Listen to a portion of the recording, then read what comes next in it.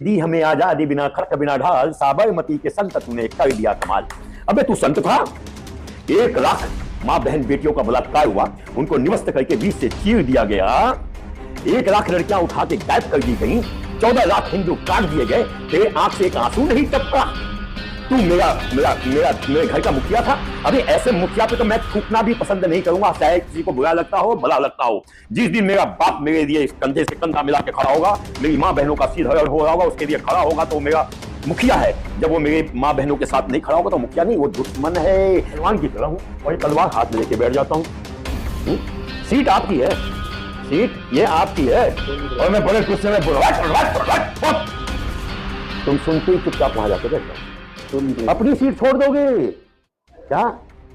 तो हमने क्या किया कि ये हथियार छोड़ दिए अपने आप। यदा यदा ही धर्मस्य ग्लानि भवति भारत अभ्युत्थानम् अधर्मस्य तदात्मनां सृजाम्यहम्। जब धर्म विपदा में होगी तो मैं आऊंगा। जब मेरे भगवान बुद्ध की मूर्तियों को तोड़ा गया तोप लगा के, तो भगवान को तो आना था ना।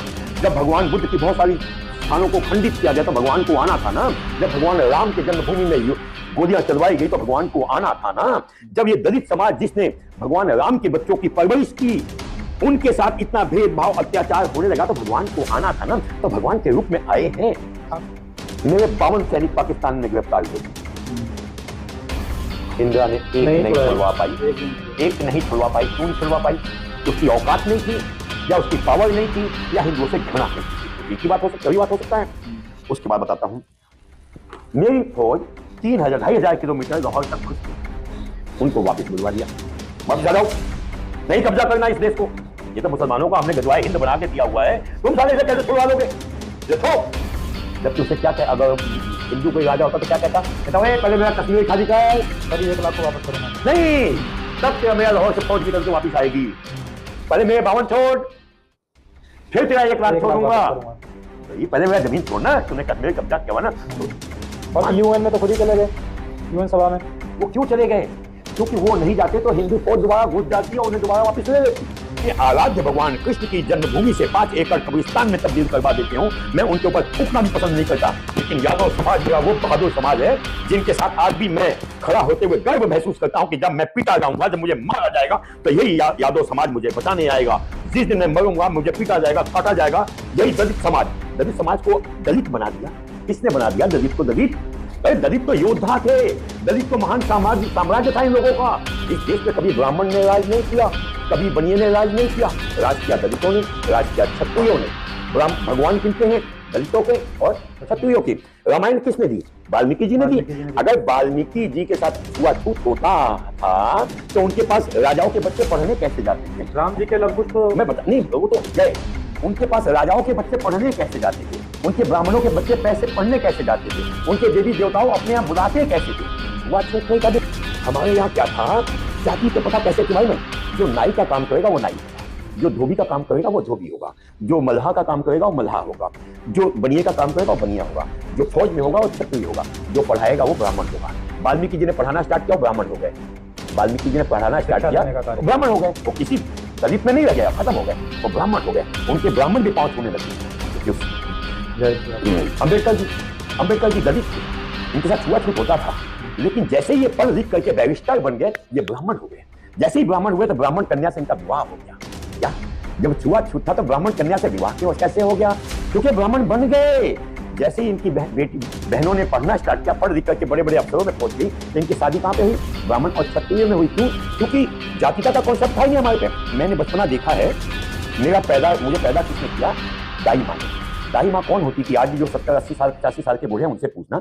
दाई माँ इसी वाल्मीकि समाज की सभी और दाई माँ होती थी, जो ब्राह्मण को भी पैदा करती थी, क्षत्रिय को भी, नाई को भी, वैश्य को भी, धोबी को पैदा करती थी। उसका कंठ साफ करती थी। कंठ साफ करने और धोबी समाज क्या होता था बेटा जी? धोबी समाज कितना महान हमारे लिए होता था कि जब हमारी शादियां होती हैं, उसकी जो विचारधारा है, क्या लगता है आज आरएसएस अपनी विचारधारा से दूर जा रहा है? जिस तरह से शिवसेना बाला साहब ठाकरे की शिवसेना सनातन धर्म विचारधारा से दूर हो गई, क्या लगता है कि आज देखने वाले आरएसएस? ना, आप पूरे आरएसएस को नहीं कह सकते। आरएसएस तो मेरा मस्तक है, मस्तक।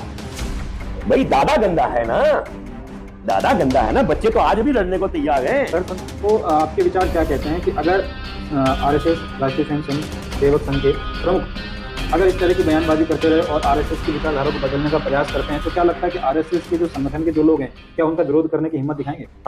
बगावत होगी, उसे निकाल के बाहर फेंक दिया जाएगा। बगावत की बिगुल तो फूक गई ना, जिसको मैं पूछता था, मोहन भागवत की मैं पूजा करता था, आज मेरे मुंह से उसके लिए अपशब्द निकल रहे हैं ना, कितना दुखित होकर मैं उसके लिए अपशब्द बोल रहा हूँ। तब मेरे पूर्वजों के जो सपने थे साकार होने के लिए तो उसके बीच में रोड़ा बना तो मैं तुझे छोड़ूंगा। मेरा बाप कहता था मैं राम जन्मभूमि में, कृष्ण जन्मभूमि में, अस्तु जन्मभूमि, ये छूटना चाहिए। तू मेरे सपनों को मेरे से दूर कर रहा है तो तू मेरे लिए काय का मेरा पूर्वज दे। अबे तू मेरे लिए तो वैसा ही आक्रांता है जैसे इस्लामिक काल में बाबर, हुमायूं, ये सब थे, औरंगजेब, वैसा ही तू है। तू मेरा अपना नहीं हो सकता, मेरा अपना होता तो मेरे पूर्वजों के लिए तू भी लड़ता, अपने पूर्वजों के लिए तू भी लड़ता। तू उन्हीं की श्रेणी में आके बैठ गया है जो बाबर, हुमायूं और औरंगजेब के दरबार में दरबारी बन करके भगला किया करते थे। तो ये भी भगला कर रहे हैं। दूसरी कमरे में बंद है, 10 साल से मिलने नहीं देते थे, 20-20 किलो तेल निकलवाते थे, क्यों? आज भ्रष्टाचारियों को अगर कोर्ट जेल भेज देती है और चाहे वो शराब घोटाला हो या अन्य घोटाले हो, अगर वो जेल चले जाते हैं, वो कहते हैं हम पर जाति हो रही है, हमारे साथ अत्याचार हो रहा है। और जो लोग 23 बार अपशब्द और एक गलत तरीके से टिप्पणी करने के बाद कोर्ट में माफी मांग लेते हैं, वो ये कहते हैं कि वीर सावरकर इसीलिए वीर नहीं क्योंकि उन्होंने अंग्रेजों से माफी मांगी थी या नहीं मांगी थी, वो अलग विषय है, लेकिन उनके योगदान को नकारने का प्रयास करते हैं। सावरकर जी को वीर शब्द किसी नेता ने नहीं दिया, किसी सरकार ने नहीं दिया उस वक्त, लेकिन ये इस्लाम के साथ खड़े हो जाते थे कंधे से कंधा से। मैं वो शब्द नहीं कहना चाहूंगा। गांधी और नेहरू के कुछ संबंध थे जिसके कारण नेहरू गांधी जी को ब्लैकमेल करता था। क्या गांधी जी की कभी चली नहीं है? जब भी वो हिंदुत्व के लिए 2 शब्द कहना चाहा है तो नेहरू ने दबा दिया। तो शायद इसीलिए आज एक प्रचलन में कही जाती बात कि मजबूरी का नाम महात्मा गांधी की कुछ लूपहोल्स थे जो नेहरू के पास। नेहरू कहता है मैं तुझे बाबा बनवा दिया है, क्या नाम है, राष्ट्रपिता बनवा दिया है, राष्ट्रपिता बना दिया है, और वो क्या नाम है, महात्मा का पद दे दिया है। जिस दिन ये तेरी फोटो में वायरल हो जाएगी ना तो डोली का कुत्ता बन जाएगा, ना घर का ना घर का। इस डर से गांधी जी हमेशा कभी उनके सामने मुखर नहीं हो पाए। नहीं, इस देश का प्रधानमंत्री बनना चाहिए था सरदार वल्लभ भाई पटेल को, और ये देश होता। वो अपनी आत्मरक्षा के लिए वो गोली भी नहीं चला सकता। अरे भाई जब तुम पत्थरबाजों से अपनी रक्षा नहीं कर पाओगे तो विदेशों से क्या खाक लड़ोगे? तुम्हारा मनोबल तो यही टूटा हुआ है। तो मोदी जी के आने के बाद मेरी पुलिस की ताकत देखी, बढ़ गई। मोदी के आने के बाद मेरी कोर्ट का पावर देखी कितनी बढ़ गई। इस पावर कोर्ट की आदत औकात में थी कि 2 शब्द बोल दें। आपका स्वागत है हमारे खास पॉडकास्ट में। जैसा कि आपको पता है, हम समय समय पर सामाजिक, राजनीतिक और धर्म पर आधारित प्रमुख बातों की चर्चा करते हैं और पॉडकास्ट में ऐसे लोगों को लेकर आते हैं जो आपका मार्गदर्शन कर सकें। तो इस पॉडकास्ट में आपका स्वागत है और हमारे साथ आज मौजूद हैं राष्ट्रीय हिंदू सभा के राष्ट्रीय प्रवक्ता और मदन लाल गुप्ता जी। ये राष्ट्रवादी विचारधारा रखते हैं और समाज में हो रहे अन्याय के प्रति अपनी आवाज मुखर होकर उठाते हैं। आज सबसे पहले उनके जीवन के विषय में जानेंगे, उनके जीवन परिचय को आपके सामने सवालों के माध्यम से उजागर करने का प्रयास करेंगे और जानेंगे कि उनको क्या प्रेरणा देती है कि वो हिंदू राष्ट्र की बात करते हैं, हिंदू राष्ट्र का सपना अपनी आंखों में लेकर चलते हैं। तो मदन लाल गुप्ता जी, बहुत बहुत स्वागत है सर आपका हमारी पॉडकास्ट में और धन्यवाद सर आपने हमें समय दिया। गुरु जी, सबसे पहले तो मैं चाहूंगा कि हमारे दर्शकों को आप अपना छोटा सा जीवन परिचय दें। आप बताएं कि कैसे आपकी शुरुआत हुई और कैसे यहाँ तक आप पहुंचे। मेरा जीवन परिचय स्टार्ट होता है मेरे पिताजी के साथ। मेरे पिताजी बताते हैं कि जब मैं बहुत छोटा सा था तो वो बनारस को छोड़ करके दिल्ली भाग के आए। तब मैंने पूछा क्यों भाग के आए, तो बताते हैं कि बेटा एक दफा क्या हुआ, चंद्रशेखर आजाद जी मेरे साथ गैबी अखाड़े में पहलवानी करते थे। उन्होंने आके मुझे कहा आओ पहलवानों तुम्हें इलाहाबाद घुमा के लाऊं। तो मेरे पिताजी नाम था सीताराम जायसवाल, जिसके पास चंद्रशेखर जी आकर टिकते थे। तो चंद्रशेखर आजाद जी, मेरे पिताजी और गुज्जर साहब 3 जने इलाहाबाद पहुंचते हैं मदद मांगने के लिए नेहरू के पास, क्योंकि नेहरू उस टाइम सबसे बड़ा बैरिस्टर था और बहुत बड़ा लॉयर, बहुत बड़ा पैसे वाला भी था और बहुत बड़ा नेता था। तो जब आजाद जी के पीछे पुलिस लगी हुई थी, वो उनका मदद नहीं कर पा रहे थे, राजगुरु सुखदेव भगत सिंह और काकोरी कांड में जो फंसे हुए थे लोग उनका, तो उसकी जब मदद करने मांगने के लिए आए तो अपने लॉन के अंदर नेहरू नाश्ता कर रहे होते हैं।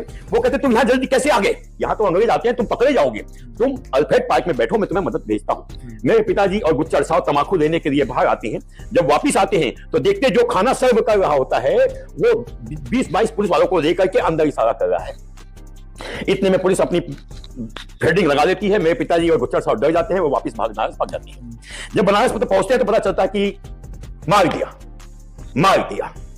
जैसे ही बनारस पहुंचते हैं वहां गुज्जर साहब को मार दिया जाता है। जब गुच्छर साहब मर जाते हैं तो मेरे पिताजी डर जाते हैं और डर के भाग के दिल्ली आ जाते हैं और अपना नाम सीताराम जायसवाल से बदल करके गुप्त नाम से रहने लग जाते हैं। उसके बाद हम सत्यनारायण घी वाले के पास जाते हैं। सत्यनारायण घी वाले का नाम था गुप्ता, वहां से हमारी गुप्ता की उत्पत्ति हो जाती है।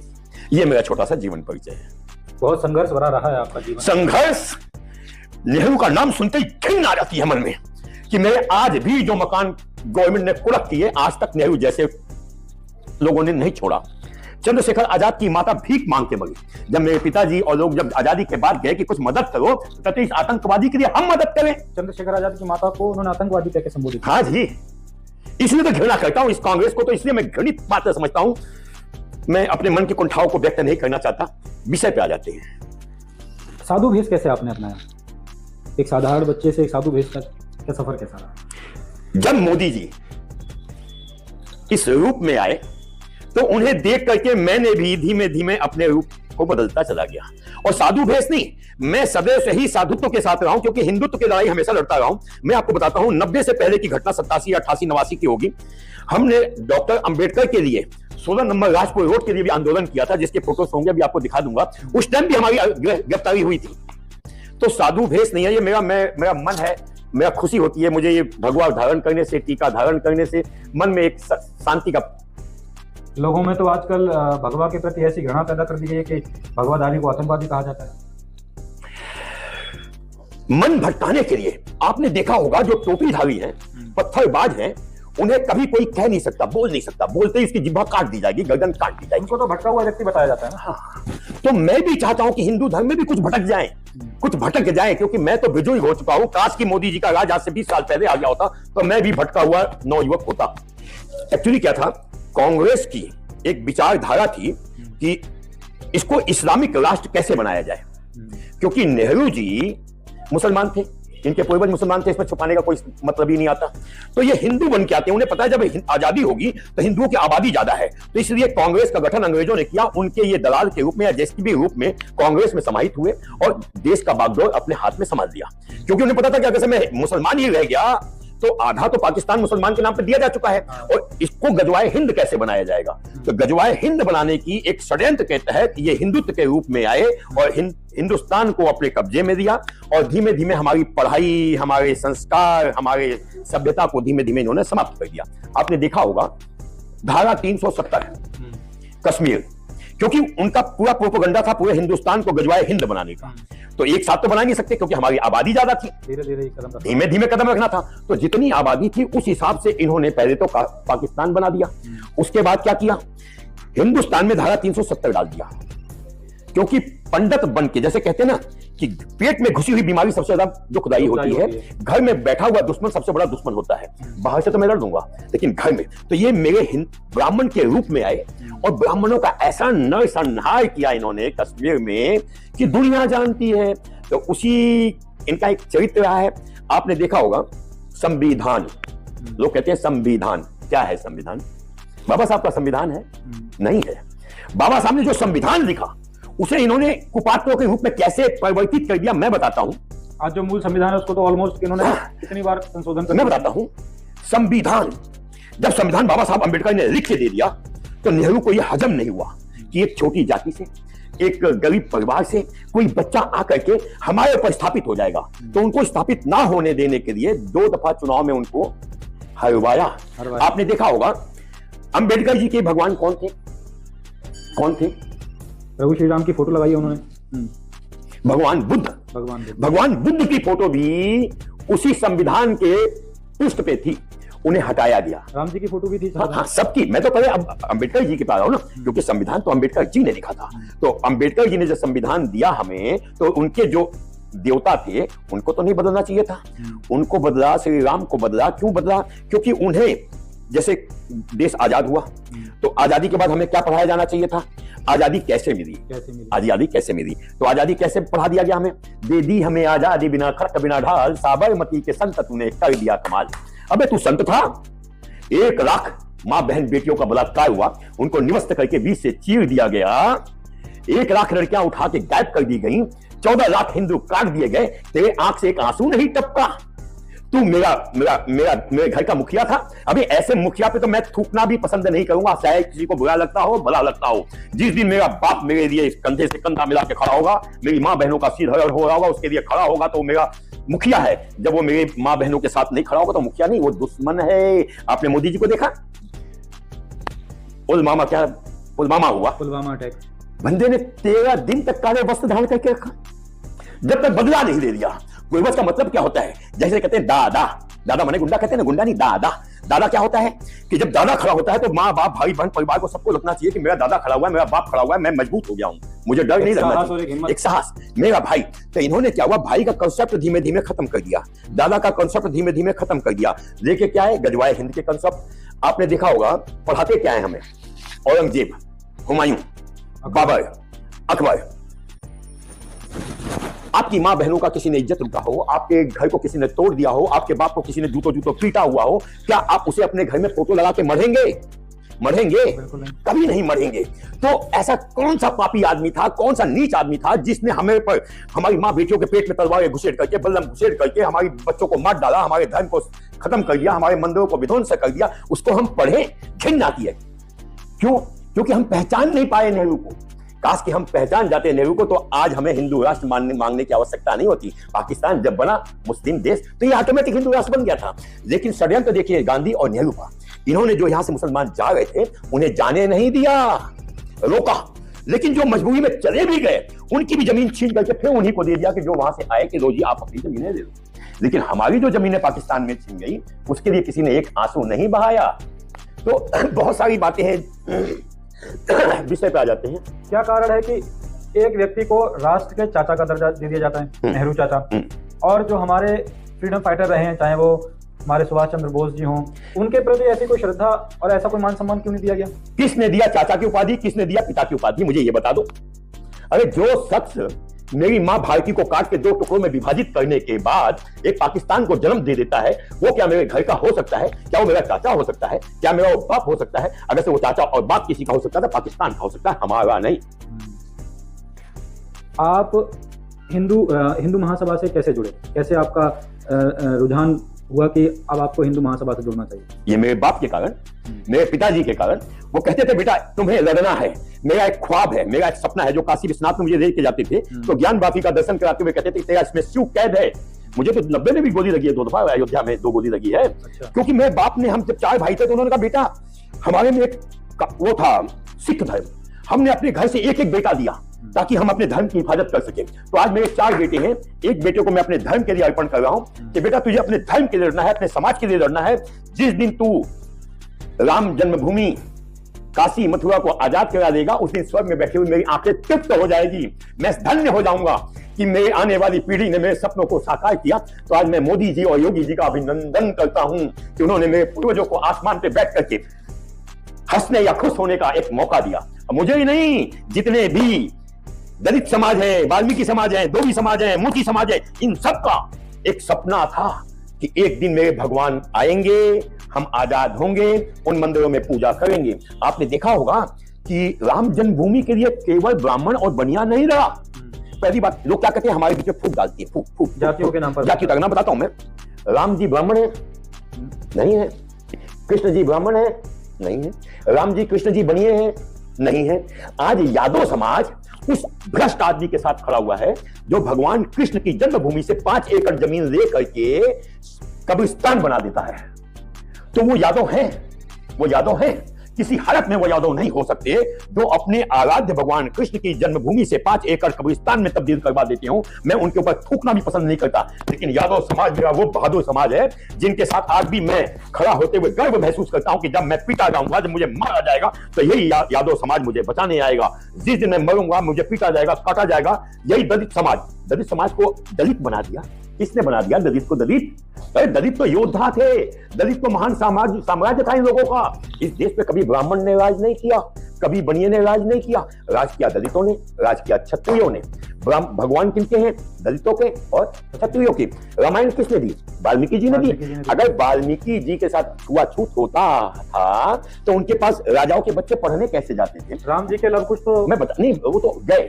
उनके पास राजाओं के बच्चे पढ़ने कैसे जाते थे? उनके ब्राह्मणों के बच्चे पैसे पढ़ने कैसे जाते थे? उनके देवी देवताओं अपने यहाँ बुलाते कैसे थे? छुआछूत नहीं था बेटा। हमारे यहाँ क्या था? जाति के पता कैसे थी मालूम है? जो नाई का काम करेगा वो नाई होगा, जो धोबी का काम करेगा वो धोबी होगा, जो मल्हा का काम करेगा वो मल्हा होगा, जो बनिए का काम करेगा वो बनिया होगा, जो फौज में होगा वो क्षत्रिय होगा, जो पढ़ाएगा वो ब्राह्मण होगा। वाल्मीकि जी ने पढ़ाना स्टार्ट किया, ब्राह्मण हो गए। वाल्मीकि जी ने पढ़ाना स्टार्ट किया, ब्राह्मण हो गए। वो किसी दलित में नहीं रह गए, खत्म हो गए, वो ब्राह्मण हो गए। उनके ब्राह्मण भी पांव छूने लग गए, क्योंकि उस अम्बेडकर जी दलित थे, इनके साथ छुआछूत होता था। लेकिन जैसे ही ये पढ़ लिख करके बैरिस्टर बन गए, ये ब्राह्मण हो गए। जैसे ही ब्राह्मण हुए तो ब्राह्मण कन्या से इनका विवाह हो गया। क्या? जब छुआछूत था तो ब्राह्मण कन्या से विवाह कैसे हो गया? क्योंकि ब्राह्मण बन गए। जैसे ही इनकी बेटी बहनों ने पढ़ना स्टार्ट किया, पढ़ लिख करके बड़े बड़े अफसरों में पहुंच गई, तो इनकी शादी कहां पे हुई? ब्राह्मण और क्षत्रिय में हुई। क्यों? क्योंकि जातिता का कॉन्सेप्ट था ही नहीं हमारे पे। मैंने बचपना देखा है, मुझे पैदा किसने किया? दाई माँ ने। दाई माँ कौन होती थी? आज भी जो 70-80 साल 85 साल के बूढ़े हैं उनसे पूछना। दाई माँ इसी वाल्मीकि समाज की सभी और दाई माँ होती थी, जो ब्राह्मण को भी पैदा करती थी, क्षत्रिय को भी, नाई को भी, वैश्य को भी, धोबी को भी पैदा करती थी। उसका कंठ साफ करती थी।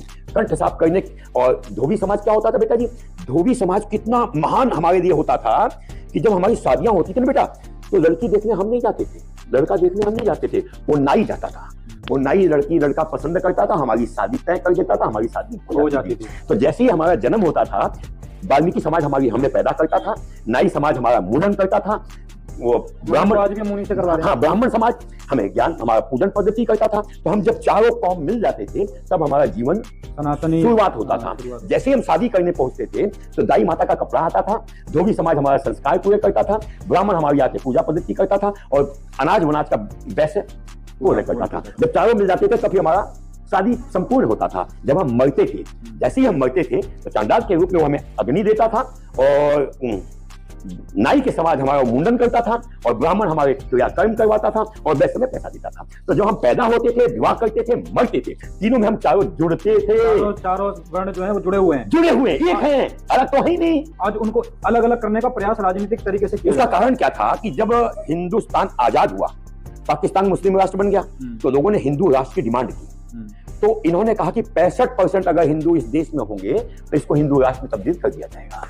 अब 65% तो हम थे, 65% तो हम थे। तो इन्होंने क्या काम किया?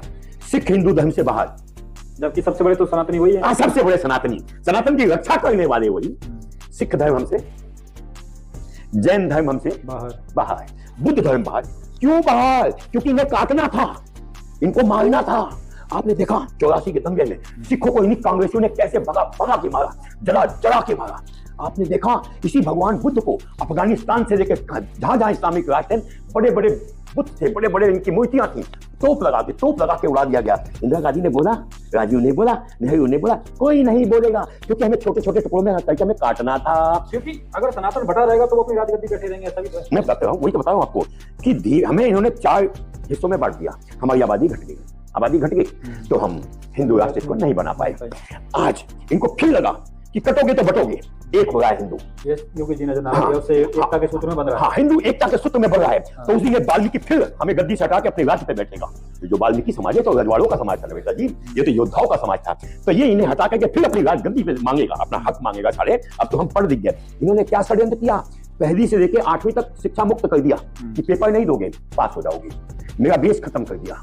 क्या? मेरा बेस खत्म कर दिया, ताकि हम उन्नति ना कर पाए, हम पढ़ लिख ना पाए। तो हमारे साथ कितने षड्यंत्र इन लोगों ने किया है, आप सोच बताऊंगा तो कई दिन बीत जाएंगे। आज अंबेडकर जी को लेकर बहुत ही चर्चा है, क्योंकि दिल्ली में चुनावी माहौल है, चुनाव आने वाले इलेक्शन है। जो पार्टी अंबेडकर जी के विचारों का विरोध करती थी, जिन्होंने 370 का विरोध, जैसे 370 के पक्ष में बाबा साहब अंबेडकर नहीं थे, फिर भी 370 लगाई गई। बाबा साहब अंबेडकर संस्कृत को अपनी राष्ट्रभाषा बनाना चाहते थे, विरोध किया गया। हिंदू कोर्ट बिल पे बाबा साहब के मतभेद देखे जाते हैं नेहरू जी के साथ। आज जब अमित शाह जी एक छोटी सी बयान देते हैं, उसमें आपको लगता है क्या उसमें कोई अपमानजनक शब्द थे बाबा साहब अंबेडकर के लिए? आपको लगता है जो अमित शाह जी अगर से कोई अपने बाप की बुराई कर सकता है, कोई अपने पूर्वजों की बुराई कर सकता है, तो वो कांग्रेसी विचारधारा के लोग होंगे, सनातन के नहीं। बाबा साहब कि जो बहुत लंबी लकीर थी खिंची हुई, जिसको ये पार नहीं कर सकते थे, तो इन्होंने उसे खुरच खुरच के छोटा करने की षड्यंत्र किया। 25 दफा संविधान के अंदर इन्होंने बदलाव कर डाला। तो जो आत्मा थी संविधान का, उसे मार दिया। एक बात बताओ बेटा जी, संविधान बाबा साहब ने तो पूरे हिंदुस्तान के लिए लिखा था, तो वो संविधान कश्मीर में क्यों लागू नहीं हुआ? क्योंकि वहां मुसलमान की आबादी ज्यादा थी। जामिया मिलिया में क्यों नहीं लागू हुआ? अच्छा, ये बाबा साहब अम्बेडकर ने बाकायदा ये कहा भी था कि वो 370 के इसलिए खिलाफ है कि भारत अपना सारा पैसा, अपनी सेना वहां की उन्नति पे लगाए, और वहीं एक तरफ ये भी नियम है कि कश्मीर का व्यक्ति पूरे भारत पर कहीं भी जगह ले सकता है, कुछ भी कर सकता है, लेकिन भारत का व्यक्ति कश्मीर में नहीं जा सकता, वहां तिरंगा नहीं लहरा सकता। नहीं, पाकिस्तान का व्यक्ति अगर से कश्मीर में शादी करता है तो उसकी नागरिकता कश्मीर की हो जाएगी। और कश्मीर की कोई लड़की हिंदुस्तान में शादी करती है तो उसकी नागरिकता खत्म हो जाएगी। क्योंकि आपने देखा होगा जब आजादी की लड़ाई हुई तो मेरा फौज काफी अंदर तक घुस चुकी थी, पाकिस्तान में घुस चुकी थी। किसके कारण? सरदार वल्लभ भाई पटेल के कारण। जैसे ही नेहरू को पता चला कि अबे मेरे पूर्वज तो हार रहे हैं, वो तो पीछे भाग रहे हैं, उसने वहीं स्टॉप करवाई, वहीं करवाई। अभी जीतता हुआ आदमी कभी किसी कोर्ट में जाता है? अगर से मैं आपका मकान कब्जा कर लूं या आपका कोर्ट छीन लूं तो मैं कोर्ट में जाऊंगा, आप जाओगे? मैं जाऊंगा। तो नेहरू क्यों गया?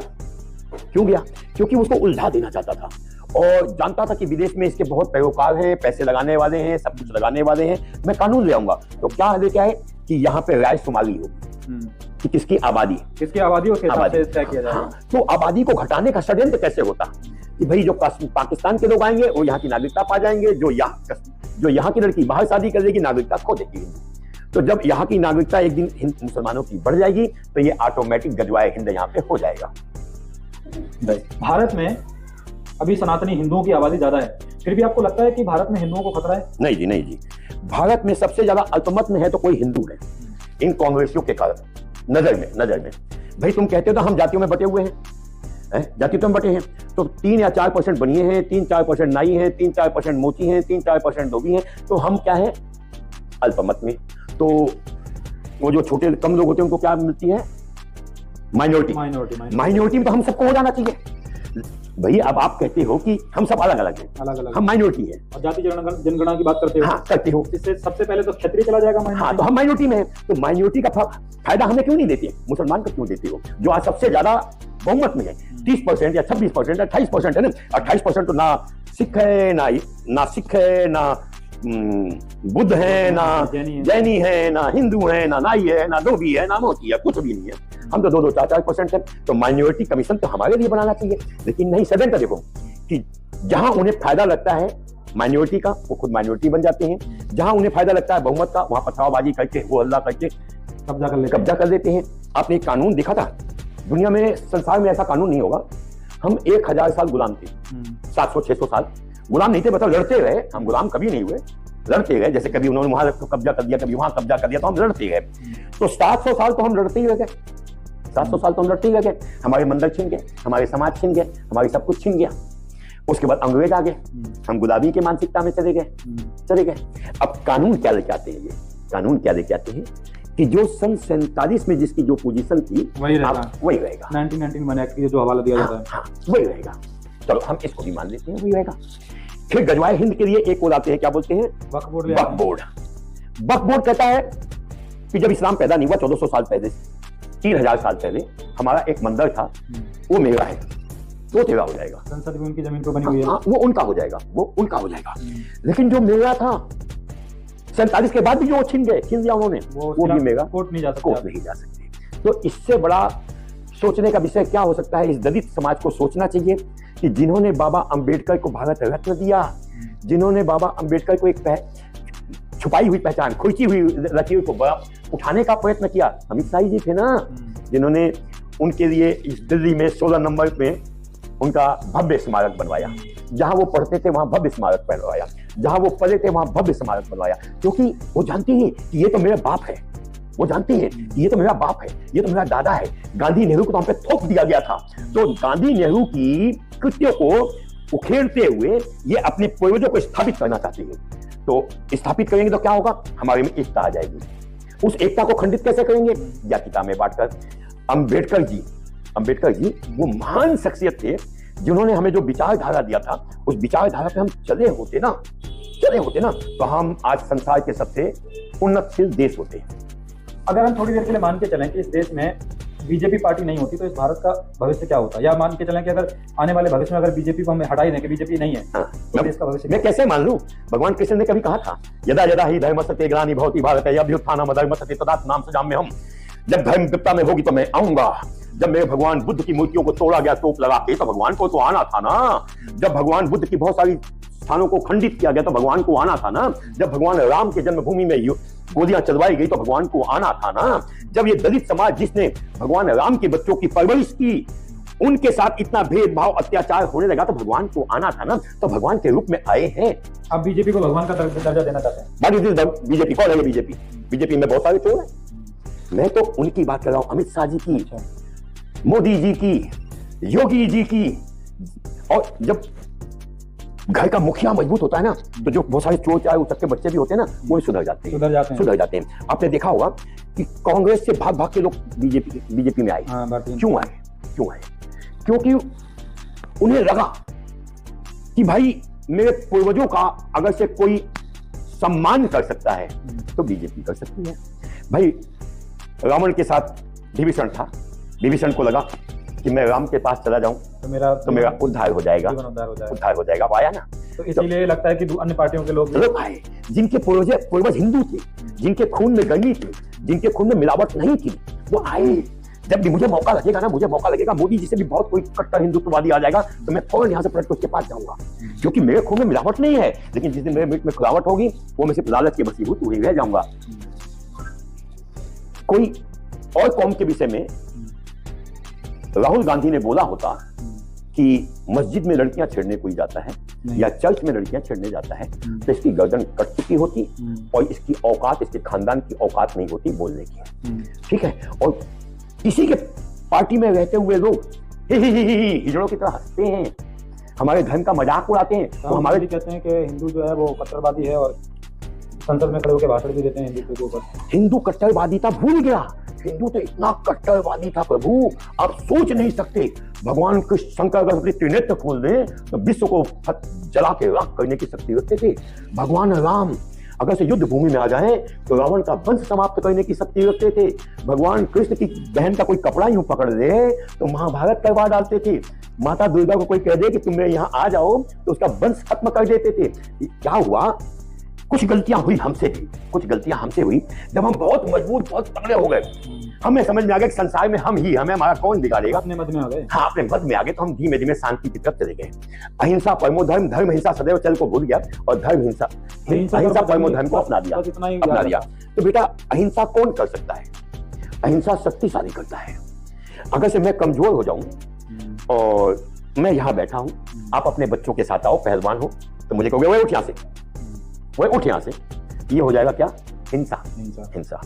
और मैं वो दिखाना गधा, ये तो हमने देखा ध्यान ही नहीं दिया। मैं अब ये गधा हाथ में लेके बैठ जाता हूँ और पहलवान की तरह हूँ और ये तलवार हाथ में लेके बैठ जाता हूँ। सीट आपकी है, सीट ये आपकी है और मैं बड़े गुस्से में बोला तुम सुनते ही चुपचाप वहां जाके बैठ जाओ, अपनी सीट छोड़ दोगे क्या? तो हमने क्या किया? ये हथियार छोड़ दिए, अपने आप को धीमे धीमे शांति की ओर लेके चले गए। जो आया वही कान पे 2 चपेट मारा और मेरा सामान धीमे धीमे छीन के चलता चला गया। और यही गांधी ने हमें पढ़ा दिया। हमें क्या पढ़ाया गया? महाभारत घर में मत रखो, महाभारत हो जाएगा, घर में महाभारत हो जाएगी। आला उदल मत सुनो, युद्ध हो जाएगा। अबे हमारे पूर्वज क्या पागल थे जो महाभारत गली गली घूम के गाया करते थे? अबे हमारे पूर्वज क्या अनपढ़ थे जो गली गली एक एक रात में आला उदल का गुणगान किया करते थे? उससे क्या होता था? हमारा पौरुष जागृत होता था। जैसे इस्लाम में आप देखो, इस्लाम में कट्टरवादिता कैसे सिखाया जाता है। 4 बच्चे होते हैं, 2 साल, 3 साल, 4 साल, 5 साल, 6 साल के। ईद आती है, एक बकरा खरीद के लाते हैं, नहीं बकरा खरीद के लाते हैं। बेटा मांगता है बिस्कुट, उसके कान पे 2 देते हैं, तेरा बड़ा भैया पहले इसको खिला, उसको खिलाते हैं। बेटा कहता है नहीं बैठ, ये मेरा पहला बच्चा है। उसको इतना आदर, उसको इतनी इज्जत, उसको बाद काजू बादाम पिस्ता खिला खिला के बच्चों को रिलेटेड कर देते हैं। ये मेरा पहला है। जैसे ही ईद आता है तलवार हाथ में देते हैं, कहते हैं इसको धीमे धीमे काटो। वो कहता है तो मेरा भाई है, मैं क्यों काटूं? धर्म के आगे कुछ नहीं है, ना भाई ना बाप ना मैं ना भैया, काट इसको। और होता है 1 साल 2 साल 3 साल 4 साल 5 साल, फिर वो धीमे धीमे काटता है। जब वो अपने बड़े भाई को ही धीमे धीमे गला वेद के काट देता है, कट्टरवाद तो वहीं तो फिर वो क्या जाने किसी को। जितने भी गला वेद के काटे जाते हैं वो कौन काटता है, देखा है आपने, पढ़ा होगा ना, गला वेद देंगे, गला काट देंगे। वो गला वेदना और गला काटना सिखाया जाता है। बिल्कुल। अभी राष्ट्रीय स्वयं सेवक संघ यानी कि आरएसएस प्रमुख मोहन भागवत जी का एक बयान आया है, और पहले भी उन्होंने ऐसे बयान दिए हैं। उनका मानना है कि जो हमारा सनातन धर्म है उसको हर मस्जिद के नीचे शिवलिंग नहीं खोजना चाहिए। यानी कि एक तरह से स्पष्ट रूप से वो ये कहना चाहते हैं कि भाई जो मंदिर तुम्हारे कब्जा कर लिए गए हैं उनको बना रहने दो और भूल जाओ इन चीजों को।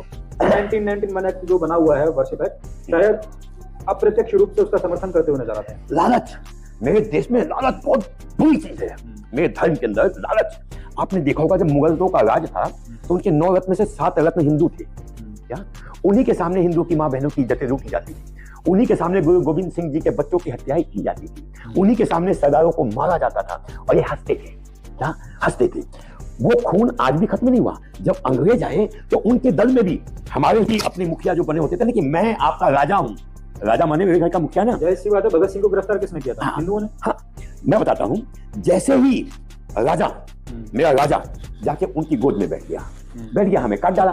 क्योंकि हम तो सोचे थे मेरा दादा गया हुआ उनके पास मुझे बचाएगा, मेरा दादा गया हुआ मुझे बचा देगा, मेरा भाई गया हुआ मुझे बचा देगा, और उसी भाई ने हरामिया में कटवा दिया। तो वैसे ही जब अंग्रेज आए तब भी कुछ दलाल उनके साथ बैठे हुए थे जो हमें कटवा रहे थे धीमे धीमे। हम सोचते थे ये तो गांधी हैं, ये तो नेहरू हैं, ये तो जिन्ना हैं, ये तो हमें बचाएंगे। लेकिन जो हमारे क्रांतिकारी भाई थे उनको धीमे धीमे ये कटवा रहे थे। मोहन भागवत जी के बयान को किस तरह देखते हैं आप? वैसे रूप में जैसे मुसलमान काल में हमारा दादा बाबा भाई बनकर के गद्दार उनके पास बैठे थे, जैसे अंग्रेजों के काल में हमारा दादा नाना बाबा भाई बनकर के गद्दार उनकी गोद में बैठे थे, वैसे आज भी देखता हूँ। आरएसएस की जो विचारधारा है, क्या लगता है आज आरएसएस अपनी विचारधारा से दूर जा रहा है? जिस तरह से शिवसेना बाला साहब ठाकरे की शिवसेना सनातन धर्म विचारधारा से दूर हो गई, क्या लगता है कि आज देखने में आरएसएस ना आप पूरे आरएसएस को नहीं कह सकते। आरएसएस तो मेरा मस्तक है, मस्तक। भाई दादा गंदा है ना, दादा गंदा है ना, बच्चे तो आज भी लड़ने को तैयार हैं। सर संचालक तो वही है ना, तो वही लेंगे। अरे प्रभु मैंने कह तो दिया, घर का मुखिया ही गंदा है ना, तलवार तो बच्चे उठा देंगे, उसे किनारे बैठ देंगे। क्या बैठ जा, वो समय काल खत्म हो गया कि राज्य तुम्हारा था। क्या था? इनकी बात बहुत जय जयकार होती अगर कांग्रेस के शासन होती। अब बीजेपी के शासन समर्थन किया जाता उनकी बात का, अगर कांग्रेस होती है। हाँ, समर्थन किया जाता, इन्हें कुछ पैसे मिल जाता, हो सकता है मिल भी गया हो, कोई बात नहीं। आपने देखा होगा रातों रात 3 बजे सुप्रीम कोर्ट खुल जाता है, 3 बजे बड़े बड़े 500 उनके वकील खड़े हो जाते हैं। क्यों खड़े होते हैं? लालच के वशीभूत। आपने देखा होगा हिंदू कितना गद्दार है, मैं बताता हूँ आपको। 2 जैनी, एक बाप एक बेटा, ले हर मंदिर के लिए लड़ता है, उसके लिए मैं कितनी उसके बार बार अभिनंदन करूं, कम है। हाँ, उन्हीं की बात कर रहा हूँ, हिंदू महासभा के हैं, उन्हीं की बात कर रहा हूँ। और यही 26-30 हिंदू मस्जिदों की पैरोकारी के लिए खड़े हैं। तो खून में मिलावट नहीं है तो क्या है? आप मुसलमान सच्चा होता है अपने धर्म के लिए भाई, एक भी मुसलमान को हिंदुत्व का हिमायती बनता हुआ नहीं दिखाओगे आप। नहीं, बिल्कुल नहीं। लेकिन हिंदू जैसे उसने 5,000 रुपए देखा और बिक गया, उसे ये नहीं लगता कि अब ये 5,000 रुपए जो तू लेके बिक जाएगा, कल तेरे भाइयों को काटने के बाद तेरा नंबर तेरा आएगा, तुझे भी काटा जाएगा। कश्मीर में सब काटे गए, बंगाल में सब काटे जा रहे हैं, आसाम में कई जगह काटे जा रहे हैं। तो धीमे धीमे उनका भी नंबर आएगा, लेकिन उनकी आंखें खुली नहीं है, वो तो अपने लालच के वशीभूत मर रहे हैं बस। क्या आपको आपके विचार क्या कहते हैं कि अगर आरएसएस राष्ट्रीय स्वयं सेवक संघ के प्रमुख अगर इस तरह की बयानबाजी करते रहे और आरएसएस की विचारधारा को बदलने का प्रयास करते हैं, तो क्या लगता है कि आरएसएस के जो संगठन के जो लोग हैं, क्या उनका विरोध करने की हिम्मत दिखाएंगे? बगावत होगी, उसे निकाल के बाहर फेंक दिया जाएगा। बगावत की बिगुल तो फूक गई ना, जिसको मैं पूछता था, मोहन भागवत की मैं पूजा करता था, और मेरे मुंह से उसके लिए अपशब्द निकल रहे हैं ना, कितना दुखित होकर मैं उसके लिए अपशब्द बोल रहा हूँ। तब मेरे पूर्वजों के जो सपने थे साकार होने के लिए, तू उसके बीच में रोड़ा बनाया था, मैं तुझे छोड़ूंगा। मेरा बाप कहता था मैं राम जन्मभूमि में, कृष्ण जन्मभूमि में, शिव जन्मभूमि, ये छूटना चाहिए। तू मेरे सपनों को मेरे से दूर कर रहा है, तो तू मेरे लिए काय का मेरा पूर्वज बे? अबे तू मेरे लिए तो वैसा ही आक्रांता है जैसे इस्लामिक काल में बाबर, हुमायूं, ये सब थे, औरंगजेब, वैसा ही तू है।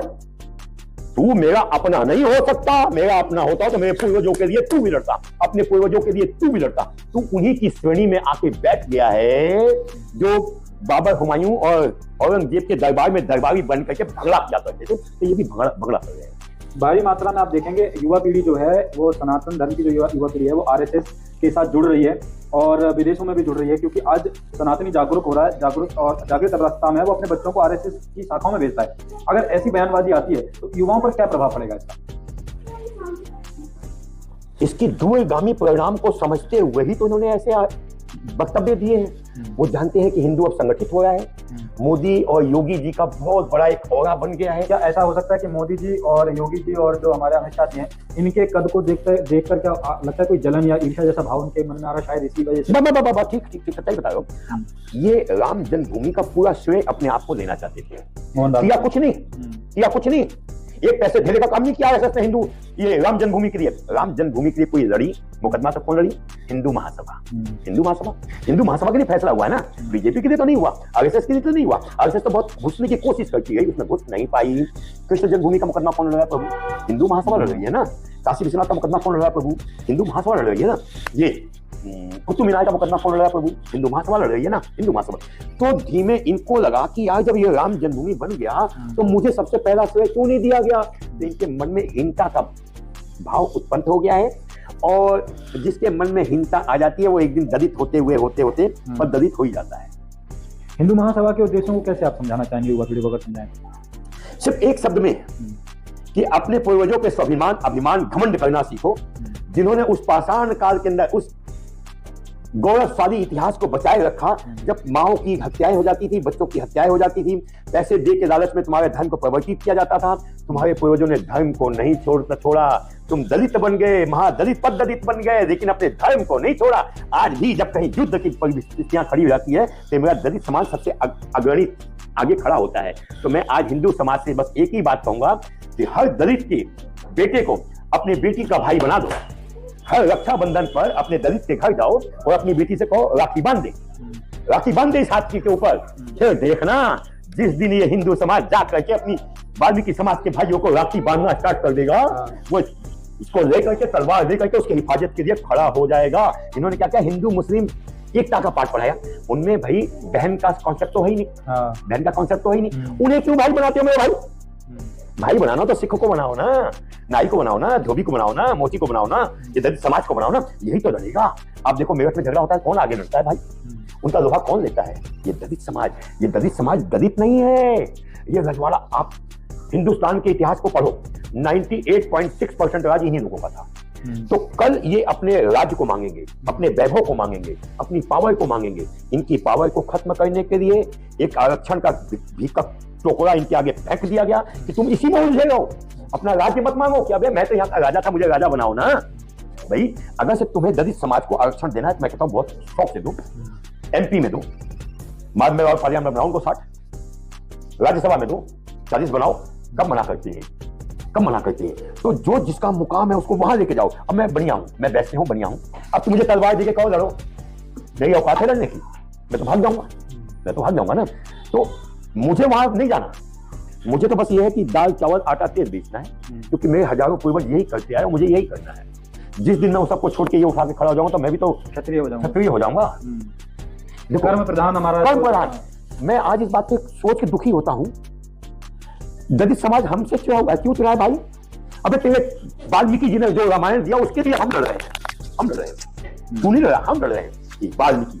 वाल्मीकि भगवान है, वाल्मीकि महान है, वाल्मीकि राम के से भी पहले नाम आता है। मैं कहता हूँ जय वाल्मीकि जय श्री राम, पहले कहता हूँ जय वाल्मीकि जय श्री राम। गुरु प्रथम है। उनको तो हमारे बजरंगबली जी ने भी चरण स्पर्श किए हैं, किए ना, तो फिर कैसे दलित होंगे वो?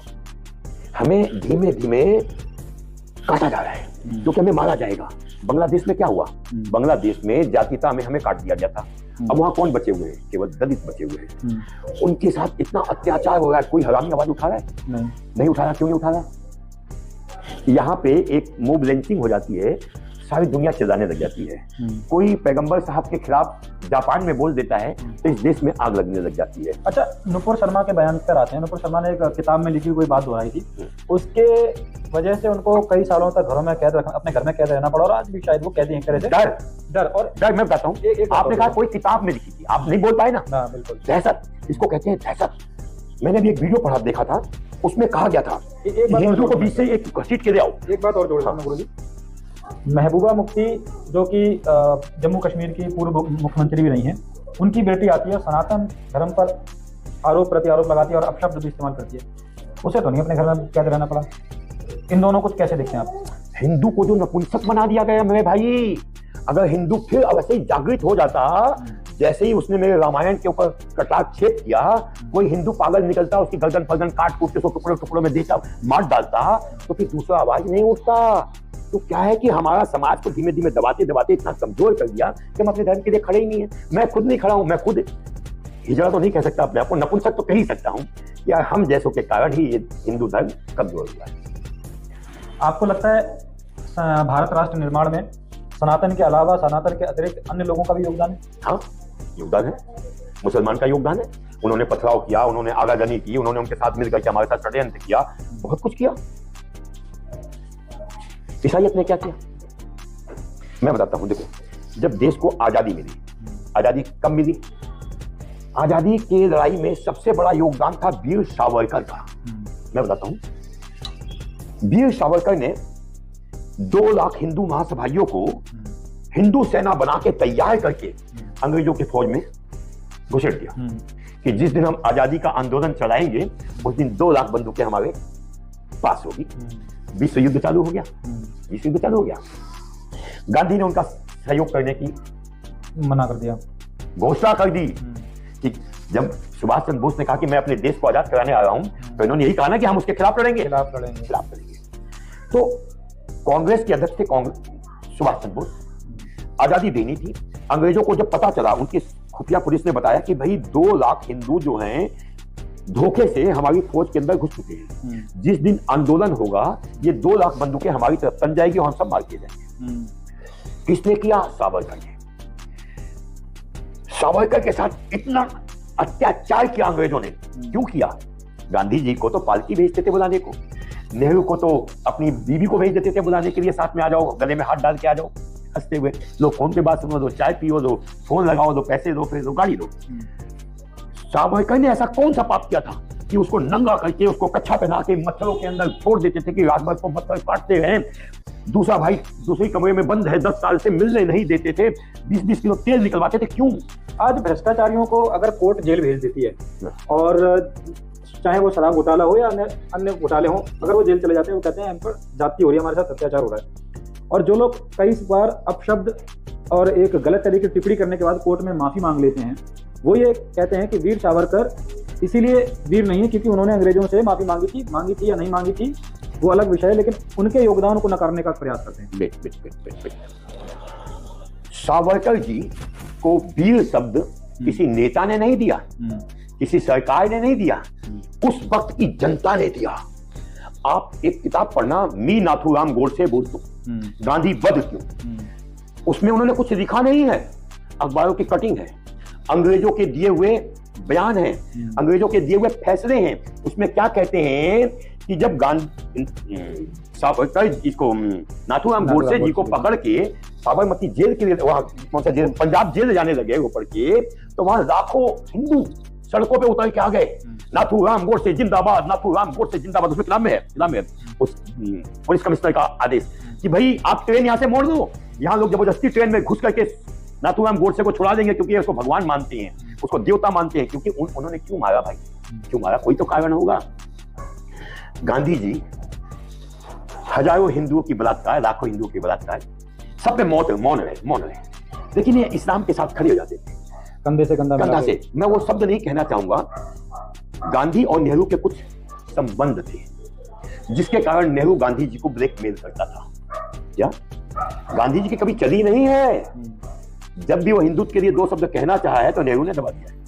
तो शायद इसीलिए आज एक प्रचलन में कही जाती बात कि मजबूरी का नाम महात्मा गांधी की कुछ लूपहोल्स थे जो नेहरू के पास थे। नेहरू कहता है मैं तुझे बाबा बनवा दिया है, क्या नाम है, राष्ट्रपिता बनवा दिया है, राष्ट्रपिता बना दिया है, और वो क्या नाम है, महात्मा का पद दे दिया है। जिस दिन ये तेरी फोटो में वायरल हो जाएगी ना, तो डोगी का कुत्ता बन जाएगा, ना घर का ना घाट का।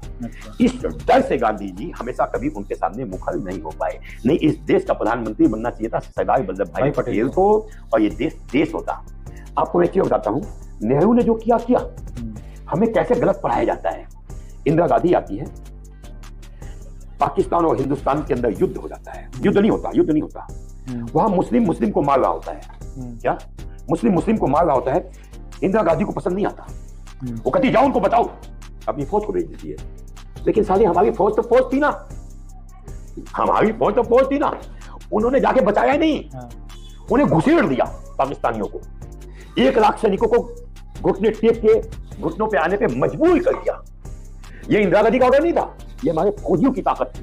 जैसे ही इंदिरा गांधी को पता चला कि यार मैंने तो मुसलमान से शादी की थी, मैंने तो इस्लाम ग्रहण कर लिया था, मेरे तो दादा पूर्वज मुसलमान थे, ये 1 लाख पाकिस्तानी हार के घुटनों पे बैठ गए हैं, मेरी तो संसार में बेइज्जती हो जाएगी, थू हो जाएगी। फौरन समझौता किया, युद्ध को रुकवाया और 1 लाख सैनिकों को वापस कर दिया। मेरे 52 सैनिक पाकिस्तान में गिरफ्तार हुए थे। इंदिरा ने एक नहीं छुड़वा पाई। क्यों नहीं छुड़वा पाई? उसकी औकात नहीं थी, या उसकी पावर नहीं थी, या हिंदुओं से घृणा करती थी। तो एक ही बात हो सकता है। उसके बाद बताता हूं, मेरी फौज 2,500 किलोमीटर लाहौर तक घुस गई, उनको वापस मिलवा दिया। वापस आ जाओ, नहीं कब्जा करना इस देश को, ये तो मुसलमानों को हमने गजवाए हिंद बना के दिया हुआ है, तुम साले से कैसे छुड़वा लोगे? देखो, जबकि उसे क्या कहे, अगर हिंदू कोई राजा होता तो क्या कहता पहले मेरा कश्मीर खाली कर, तभी 1 लाख को वापस करूंगा। नहीं, तब तेरा मेरा लाहौर से फौज निकल के वापस आएगी। पहले मेरे 52 छोड़, फिर तेरा 1 लाख छोड़ूंगा। पहले मेरा जमीन छोड़ना, तूने कश्मीर कब्जा किया ना। और यूएन में तो खुद ही चले गए, यूएन सभा में। वो क्यों चले गए? क्योंकि वो नहीं जाते तो हिंदू फौज दोबारा घुस जाती है, उन्हें दोबारा वापस ले लेती। भाई गजवाए हिंद का तो उन्हें एक सपना है ना, कांग्रेस का सपना। आज भी आपने देखा होगा, कांग्रेस लगा कि कांग्रेस खत्म हो जाएगी, उन्होंने अपनी पार्टी का नाम रख दिया कांग्रेस। कांग्रेस क्यों बनी मैं बताता हूं आपको। कांग्रेस जब बनी कि आजादी जब देना हुआ था, तो उन्होंने क्या हुआ, एक षड्यंत्र किया कि इस जाने के बाद हम इस देश में शासन कैसे करेंगे। इन्होंने कांग्रेस का निर्माण किया, कांग्रेस में अपने चमचों को भर्ती किया और एक कानून पारित किया कि जो भी देश आजाद होगा तो जो भी इसका प्रधानमंत्री बनेगा वो कांग्रेस का अध्यक्ष होगा। ये तो पढ़ा होगा।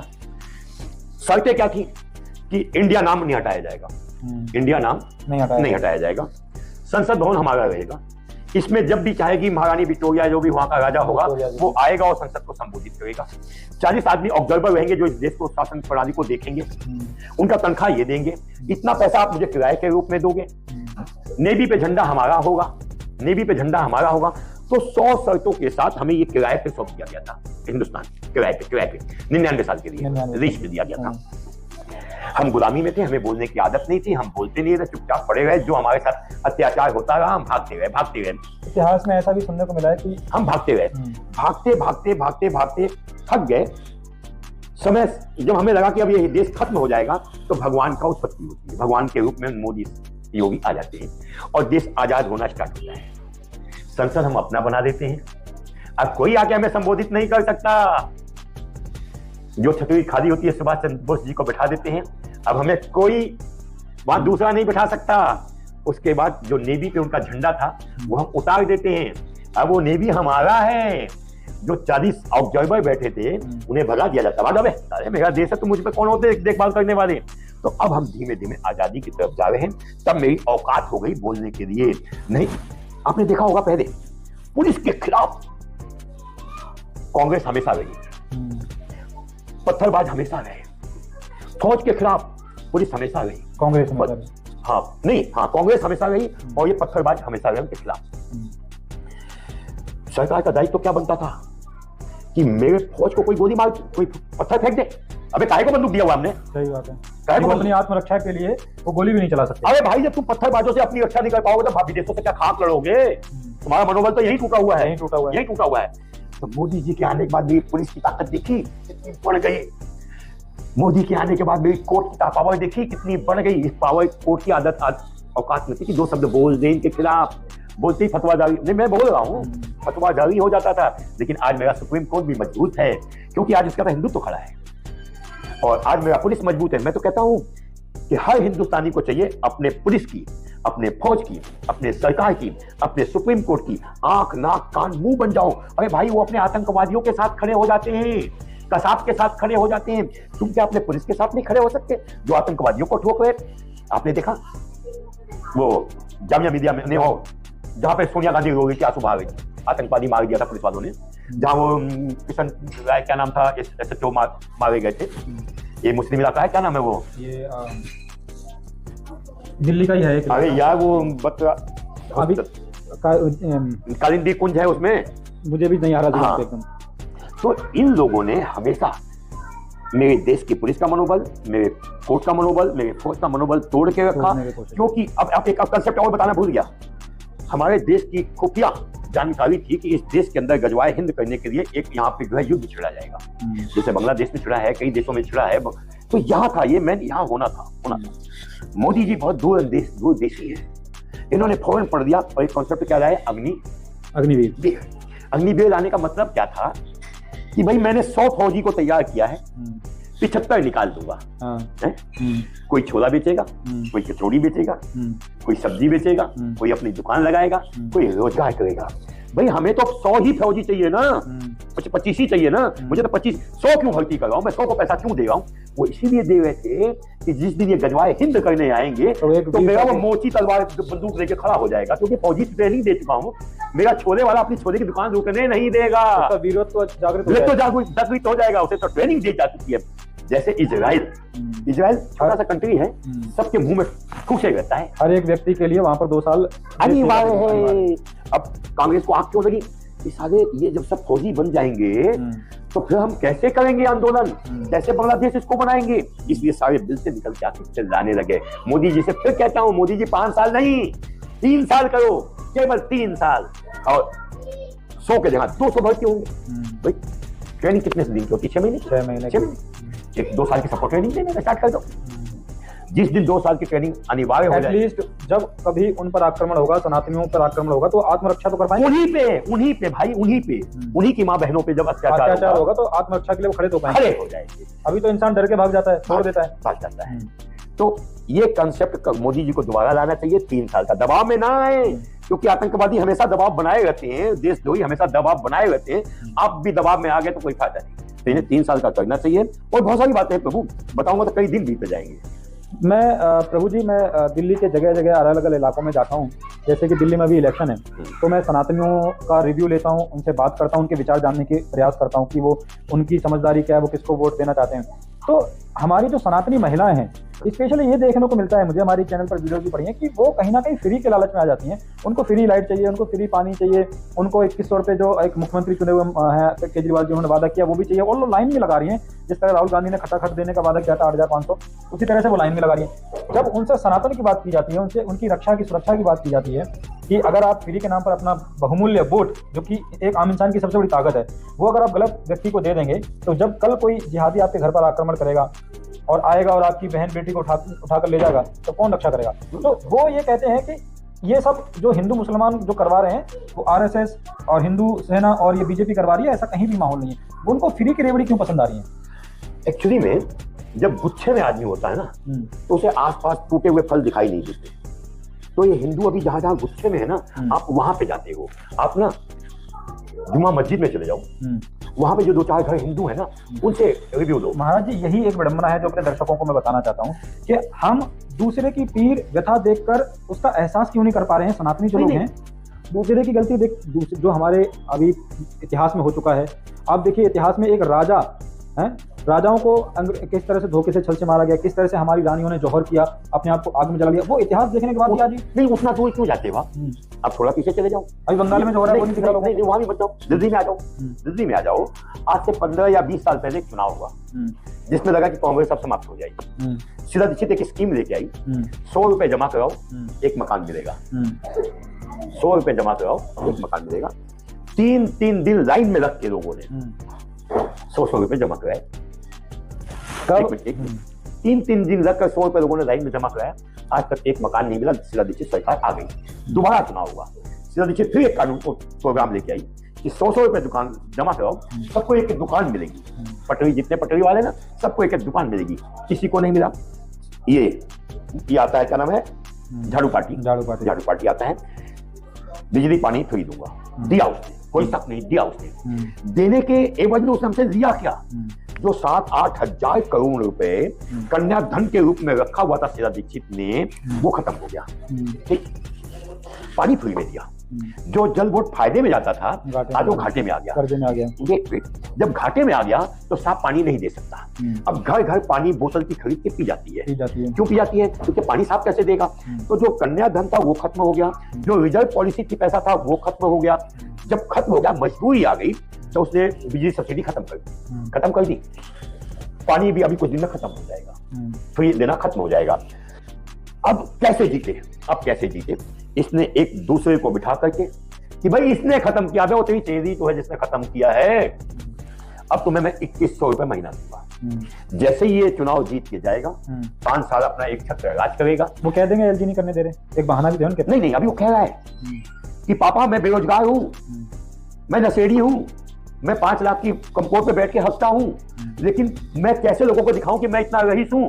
मुझे पैसा बांटना है लोगों को। पापा जो तुमने कमा के रखा हुआ ना, उसमें से पैसा मुझको दो, मैं इनको बांटूंगा। मोदी से तो मांग रहा है ना कि मुझे पैसा दो, मैं इनको गरीबों को बांटूंगा। कर्जा भी ले रहे हैं। हाँ, कर्जा लेके कोई पैसा बांटता है प्रभु?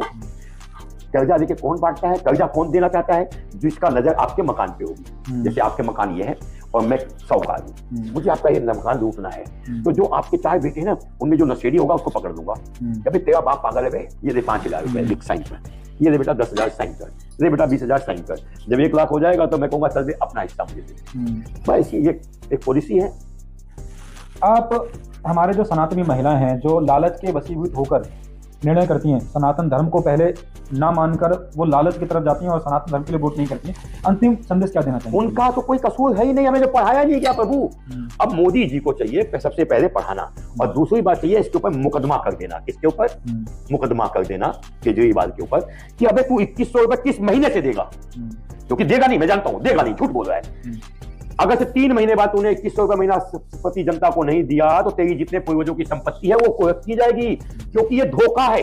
भाई वोटर को हम लालच नहीं दे सकते ना, तो वोटर को लालच नहीं दिया जाएगा, 2100 रुपए का धोखा दिया जा रहा है ना। और धोखा देने के बाद ये देगा भी नहीं, क्योंकि इतना पैसा है नहीं तो देगा कहां से? जब नहीं देगा तो सुप्रीम कोर्ट को आज ही इसके ऊपर संज्ञान ले देना चाहिए, इसे बिठा देना चाहिए अपने सामने और पूछना चाहिए कि भाई तेरी सरकार बन जाती है, चल मैं मान लेता हूं, तो कै महीने बाद तू ये 2100 रुपए महीना देना शुरू करेगा, और नहीं देगा तो तेरी सरकार खत्म।